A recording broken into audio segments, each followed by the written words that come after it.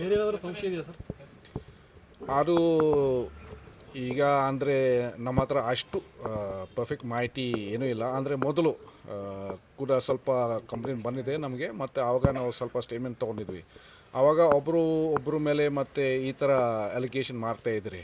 So ಅದು ಸಂಶಯ ಇದೆ, ಇದು ಅದು ಅಂತ. ಅದು ಎಷ್ಟು ಕರೆಕ್ಟ್ ಇದೆ ನಾವು ಈಗ ಮರ್ಡರ್ ಕೇಸ್ ರಿಜಿಸ್ಟ್ರೇಷನ್ ಮಾಡ್ಕೊಂಡು ನಾವು ವಿಚಾರ ಮಾಡ್ತೀವಿ. ಮನೆ ಸಾಮಾನೆಲ್ಲ ಹೊರಗಡೆ ಇದೆ ಅಂದರೆ ಮನೆ ಸಾಮಾನೆಲ್ಲ ಹೊರಗಡೆ ಇದೆ.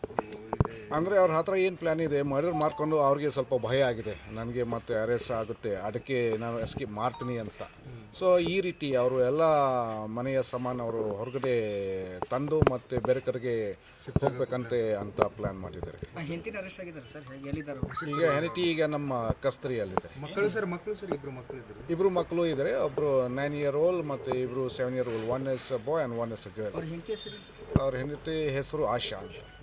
ಮರ್ಡರ್ ಆದ ಸತ್ತವನ ಹೆಸರು ಅಮಿತ್. ಯಾವ ಊರು ಸರ್ ಇರ್ತೀವಿ? ಅವರು ಚಿಕ್ಕೋಡಿಯಿಂದ ಇದ್ದಾರೆ ಮತ್ತು ಮಿಸ್ಸಸ್ ಅವರು ರೈಬಾಕಿಂದ ಇದ್ದಾರೆ. ಏನು ಕೆಲಸ ಮಾಡ್ತಾರೆ ಸರ್? ಡಿಸೀಸ್ ಅವರು ಅಂದರೆ ಅದು ಪರ್ಮನೆಂಟ್ ಕೆಲಸ ಏನೂ ಇಲ್ಲ, ಆದರೆ ಜಾಸ್ತಿ ಇದು ಸೆಕ್ಯೂರಿಟಿ ಗಾರ್ಡ್ ಕೆಲಸ ಥರ ಅವರು ಮಾಡ್ತಾ ಇದ್ದಾರೆ. ಅಕ್ಯೂಸ್ ಅವರು ಯಾವುದು ಪ್ರೈವೇಟ್ ಕಂಪ್ನಿದಲ್ಲಿ ಪ್ರಿಂಟಿಂಗ್ ಪ್ರೆಸ್ಸಲ್ಲಿ ಅವರು ಕೆಲಸ ಮಾಡ್ತಾ ಇದ್ದಾರೆ. Thank you sir. Okay, thank you.